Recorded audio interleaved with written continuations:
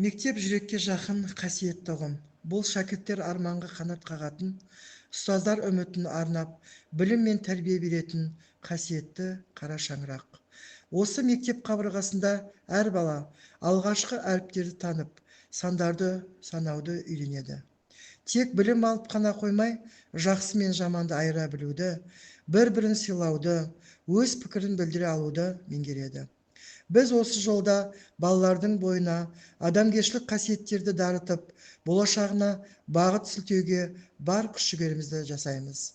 Мектеп бұл өмірдің кішкентай моделі. Онда қуаныш та, қиындық та, табыс пен жеңіліс те қатар жүреді. Бірақ сол сәттердің барлығы шәкірттің тұлға болып қалыптасуына үлкен әсер етеді.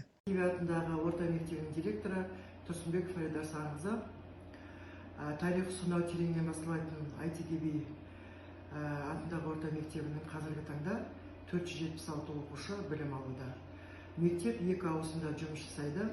Мектептегі педагог қызметкерлердің жалпы саны 57, оның 4-еуі арнаулы орта, 53-і жоғарғы білімді. Педагог қызметкерлердің кадрлық әлеуетіне тоқталатын болсам, педагог зерттеуші 13, педагог сарапшы 19, педагог модератор 16. Қазіргі білім беру жүйесі жылдам өзгеріп жатқан заманда өмір сүріп жатыр. Бізден талап етілетіні осы үдерістерге икемді бейімделу, жаңаша ойлау, тиімді басқару, яғни нағыз табысты менеджмент жүргізу. Мен мектеп директор ретінде өз тәжірибемде басқарудың бірнеше бағыттарын басты назарда ұстаймын. Біріншіден, стратегиялық жоспарлау.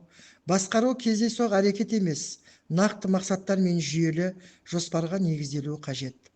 Біз жыл сайын мектептің даму жоспарын смарт қағидаларына сүйене отырып құрастырамыз. Бұл бізге уақытты тиімді басқаруға, нәтижеге бағытталуға мүмкіндік береді. Екіншіден, ұжыммен жұмысты жүйелеу. Мектепте ізденіс әдістемелік орталығы жұмыс жасайды. Орталықта тәлім, жас мамандар мектебінің жұмысы, тағылым, озат тәжірибе мектебінің жұмысы, даму, әдістемелік пен бірлестіктердің қоғамдастығы. Мақсат жетекші мектептің жұмысы жүзеге асады. Мектепте педагогтармен түрлі семинарлар, кеңестер, дөңгелек үстелдер, байқаулар, коучингтер ұйымдастырылып, мұғалімдерге әдістемелік көмектер көрсетілуде. Үшіншіден, цифрлық менеджмент пен инновация.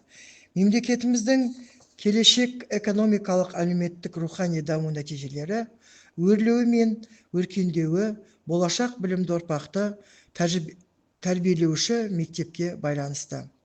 Бүгінгі таңда білім ошағында оқушылардың құзыреттілігін және бәсекеге қабілеттілігін арттыру үшін заманауи жабдықталған 3 мультимедиалық кабинет, оқушылардың ғылыми-техникалық шығармашылығын дамыту, логикалық ойлау білімін, білік дағдыларының дамуына жағдай жасау үшін робототехника кабинеті жабдықталған.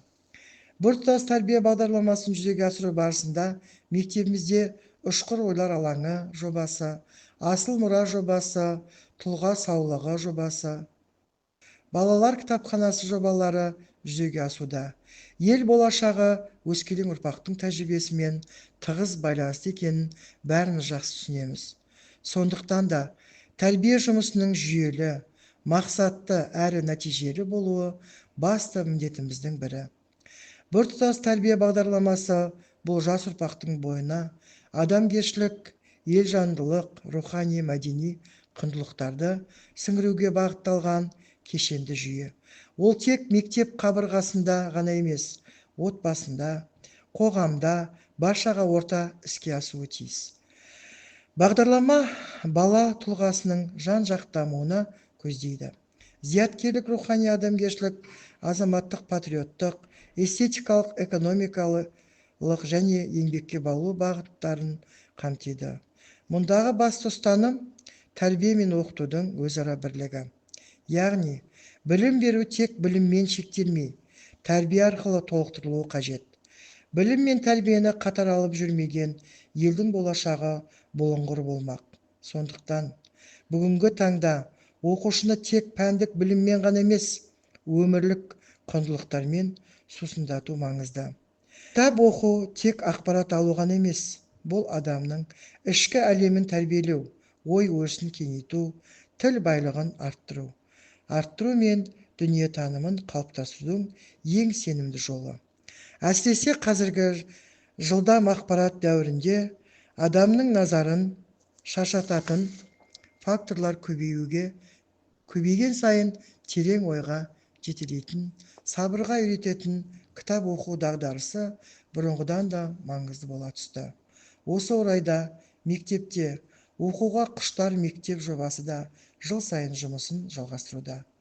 Ұстаз үшін ең үлкен бақыт өзінің алдынан өткен шәкірттің жетістікке жеткенін көру. Әр оқушы бір үміт, әр оқушы бір әлем. Ал сол әлемнің шырағын жағу біздің міндетіміз, біздің парызымыз. Мектепке деген құрмет, болашаққа деген құрмет.